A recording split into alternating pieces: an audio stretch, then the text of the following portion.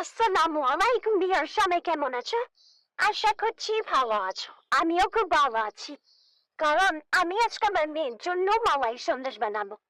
তো আমি এখানে ফ্রাই প্যানে কিছুটা গরুর দুধ, সাথে গরুর দুধ, সাথে একটু চিনি মিক্স করে নিয়েছি। তো এখন এটা অনবরত লাড়তে হবে।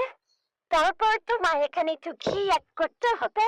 এখানে কিন্তু তেল ইউজ করা যাবে না, ঘিটা ইউজ করতে হবে, কারণ তোমরা যদি ঘি ইউজ না করো তাহলে তার গ্রান্ডটা যে আছে সেটা আসবে না।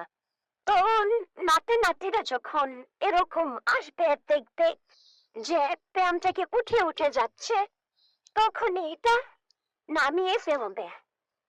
তারপর ঠান্ডা করে নেবে, নামানোর পর, ঠান্ডা করার পর তারপরে একটু হাত দিয়ে একটু করে নেবে, মেখে নেবে।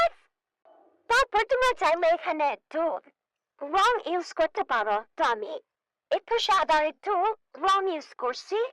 তারপরে তো আমি চাকু দিয়ে কেটে নেব। কেটে নেওয়ার পর তারপর আমি হাতের সাহায্যে গোল শেপ করে নিয়েছি। তোমরা চাইলে বিভিন্ন রকমের ডিজাইনের শেপ দিতে পারো।